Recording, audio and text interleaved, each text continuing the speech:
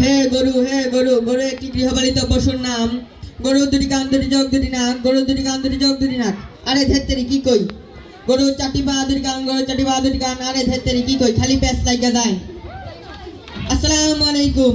ওয়ালাইকুম ওয়ালাইকুম। বসেন। কিরে তোর পড়াশোনা হয়েছে তো? জি স্যার, হয়েছে। বল তো কি পড়া দিছিলাম? জি স্যার, রচনা। তো পড়েছিস তুই? জি স্যার, পড়েছি। তোরা একটা রচনা ধরবো, বই বন্ধ কর বই বন্ধ। জি স্যার, বন্ধ বন্ধ বন্ধ। তোরা কি রচনা ধরি? আচ্ছা তুই গরু নিয়ে একটা রচনা বল দেখি। স্যার, এই রচনা আমিও পারবো, আর এখানে যারা আছে সবাই পারবে। এই কি আমি রচনা স্যার? করেন। এ কি আমি স্যার নাকি তুই স্যার? স্যার, দাঁড়িয়ে বলবো না বসে বলবো? বলতে থাক। গরু একটি গৃহপালিত পশুর নাম। গরু শরীরে অনেক লোম থাকার কারণে গরুর শীত লাগে না, কারণ তাদের আমাদের মতো জাম্পার বা কম্বলের প্রয়োজন হয় না। গরুর দুটি চোখ, দুটি কান এবং একটি নাক। কিন্তু স্যার, গরুর চারটি পাও আছে। সেই চারটি পা দিয়ে গরু হাঁটতে হাঁটতে, ঘাস খাইতে খাইতে, নদীর কিনারায় যাইতে যাইতে। কিন্তু রাখাল ভাই বলে সাবধান, নদীতে আছে প্রাণী, প্রাণীতে আছে পানি, পানিতে আছে প্রাণী। সেই প্রাণীটার নাম হলো কুমির। কুমিরের মাথায় আছে লম্বা একটা কাঁটা। কুমিরের মুখের মধ্যে আছে লাল একটা জিহ্বা। কুমিরের চাবার মধ্যে আছে অসংখ্য দাঁত।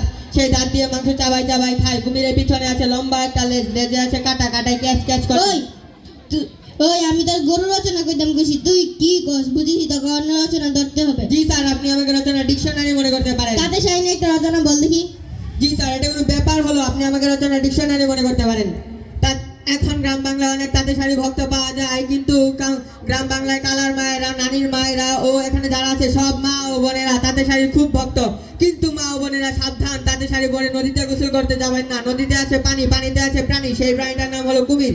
কুমিরের মাথা অনেক লম্বা। কুমিরের মাথায় আছে লম্বা একটা কাঁটা। কুমিরের মুখের মধ্যে আছে লাল একটা জিহ্বা। কুমিরের জাবার মধ্যে আছে অসংখ্য দাঁত। সেই দাঁত দিয়ে মাংস চাবাই চাবাই খায়। কুমিরের পিছনে লম্বা একটা লেজ, লেজে আছে কাঁটা, কাঁটায় ক্যাচ ক্যাচ করে। ওই তুই দি কাটা দিয়ে ক্লাসরুম করে ফেলেছিস। আমার পুরো শরীর কাটা কাটা লাগছে, তবু পানি আশেপাশে না যেতে বলছি। বিমান নিয়ে একটা রচনা বল দেখি, কেমন পারিস? জি স্যার, এটা কোনো ব্যাপার হলো? আপনি আমাকে রচনা ডিকশনারি মনে করতে পারেন।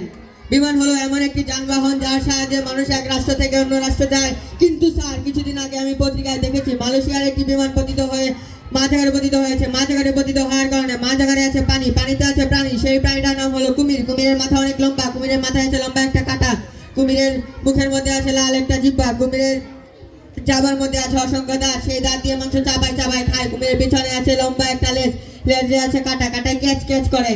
ওই তুই দি আবার কাটার কথা বলছিস, আবার কাটা দিয়ে ক্লাসরুম করে ফেলেছিস। আমার পুরো শরীর কাটা কাটা লাগছে। তুই এত কাটা কই পাস? হে আল্লাহ, কি ছাত্র, কি শিক্ষা দিলাম তোরে। জি স্যার, পড়া হয়েছে। না পড়া না পারলে জানি কি শাস্তি। স্যার, ঠ্যাঙ্গের নিচ দিয়ে হাত ঢুকে কান ধরা। তাহলে কান ধর। স্যার, হ্যাঁ পোলাপানে হাসে। হাসুক। স্যার, একটা কথা বলি। হ্যাঁ বল। স্যার, উঠবো? হ্যাঁ উঠ। স্যার, কিছুদিন ধরে ভালো মন্দ খাইতো, সেজন্য পেটটা বড় হয়ে গেছে। সেজন্য ঠ্যাঙ্গের নিচ দিয়ে হাত ঢুকে কান ধরতে কষ্ট হয়। কিন্তু স্যার, আমি যদি মুরগি না হয়ে একটা কুমির হইতাম। আবার সেই কুমিরের কথা।